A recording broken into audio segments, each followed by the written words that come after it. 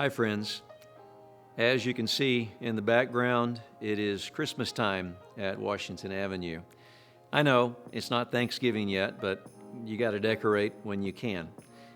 Christmas does begin for us officially this coming Sunday as Advent season officially rolls in on the weekend, and we look forward to having you here worshiping with us. It is always a very special season here at Washington Avenue, and we hope that you'll come and join us, or you'll certainly tune in on the live stream. There are some things I wanted to mention to you on this video. We haven't done a COVID update in quite some time, and there are a couple of changes that need to be made right now. So we wanted to get this out to you early in the week. I guess the first thing that I would mention is that given the numbers, COVID numbers in our community, there are some things that have changed. One of the impacts has been that our congregational numbers have decreased dramatically over the last few weeks. That means that we no longer have a need for 3 distinct worship services. So for right now, we are going to discontinue our 8 o'clock worship time. I know that's a change on the heels of a change we made not that long ago, but it is 2020, and change seems to be the watchword.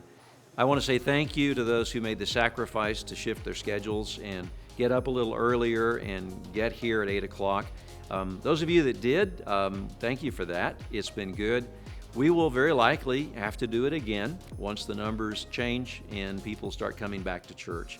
But for now, beginning this Sunday, there will be no 8 o'clock service. So if you come, you'll have a long time to drink coffee before the 9:30 service. One of the other changes that I want to mention, and this is a bigger change, due to the increased numbers in our community and the increased risk of COVID transmission, we want to do everything we can at Washington Avenue to be as safe as we can. The City Commission has been meeting. They've been trying to get businesses on the same page. We are, as a church, not held to exactly the same standards because we are a church, but we want to do our part.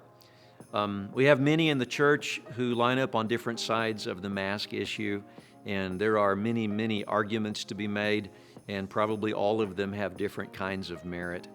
We're not going to get into those arguments. What the elders decided here at the church was that in order to provide the safest environment possible, we are going to ask those who attend the 9:30 worship service to wear their masks, both coming into the church, throughout the church, and throughout the service. This is just one way that we can provide a service for people who will feel more secure if they know that everyone in attendance is wearing a mask.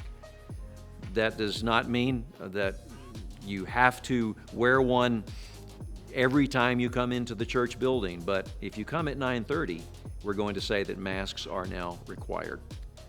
Now, there are, again, a lot of things that you can debate about that, and we're not going to get into the debate, and so I'm just asking you as a congregation to take away the political considerations, take away the science considerations, take away the personal autonomy considerations, and let's just bring it right down to what Christians should do out of kindness for other Christians.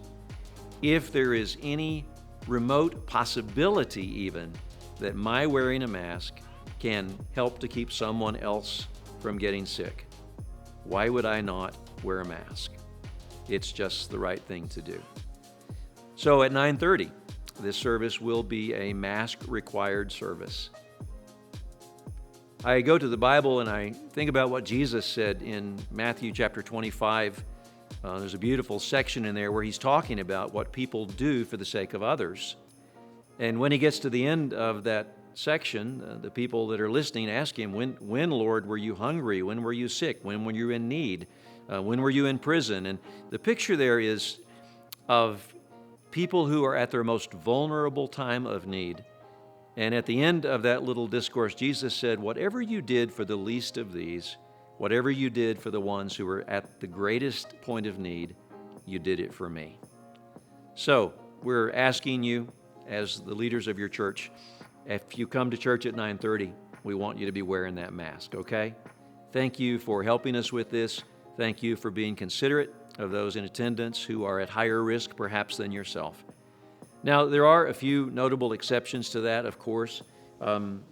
If your health does not permit you to wear a mask, then you certainly don't have to. Don't make that a cop-out, and don't just say, I don't breathe well with a mask on. But if it really infringes upon your health, there's an exception. If you've already had COVID, it really is kind of silly for you to wear a mask. Really what I want this to be is a no judgment zone, where we do not look down on people who wear them or judge people who are unable to wear them. But again, at 9:30, masks will be required. What else do I have to tell you?